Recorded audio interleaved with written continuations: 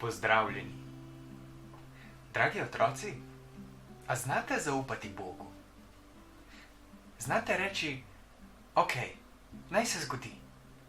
Bog, jaz ti zaupam.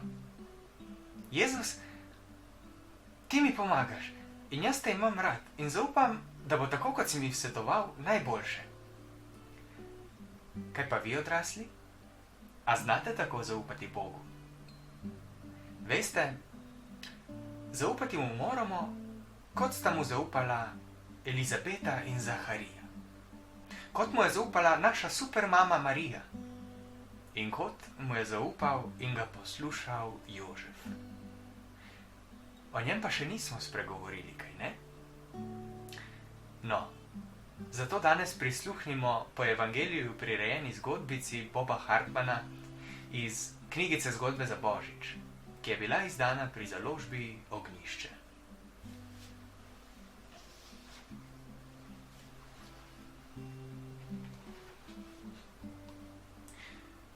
Jožefove sanje.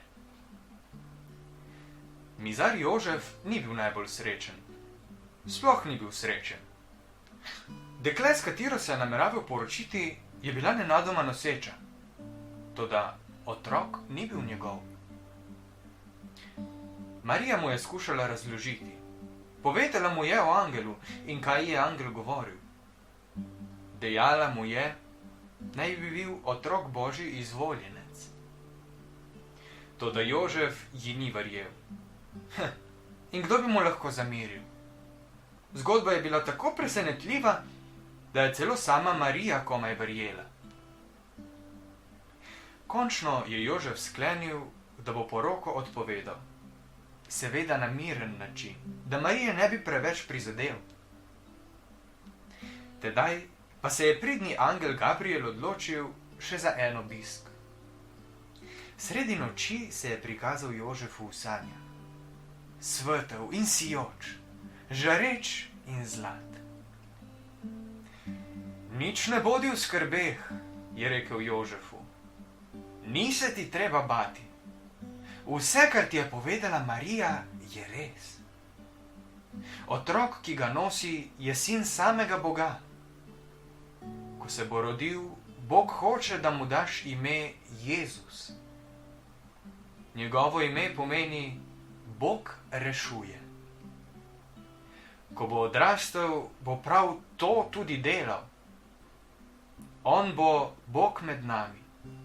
Bog, ki nas je prišel rešiti vsega, kar je hudobno in grešno. Ko se je Jožef zbudil, je točno vedel, kaj mora storiti. Šel je naravnost v Marijino hišo. Objel jo je in ji povedal, da mu je žal, ker ji ni verjel. Potem pa se je, kakor hitro se je lahko, poročil z njo. In vzel jo je na svoj dom kot svojo ženo. Veste, mislim, da ljudje dostikrat ne zaupamo Bogu in iščemo znake, ki so očitni kot luči na semaforju, ali pa jih sploh ne iščemo. Veste, Jožef, ko se je zbudil, bi lahko rekel, kakšne nore sanje. In bi šel in pustil Marijo. ampak Jožef je zaupal. Kar vam želim s tem povedati je, da tudi če nam Bog pošlje še tako očitne znake, se moramo odločiti, ali mu zaupamo ali ne. Reči, tukaj sem, zgodi se. Ali pa pogledati stran. V Svetem pismu v pregovorih je zapisano: zaupaj v Gospoda z vsem svojim srcem, na svojo razumnost pa se ne zanašaj. Na vseh svojih poteh ga spoznavaj in on bo uravnal tvoje steze. Prosimo sedaj našega nebeškega Atija, da bi mu znali zaupati in iskati njegova dela in sporočila na vsakem koraku našega življenja. Lahko noč.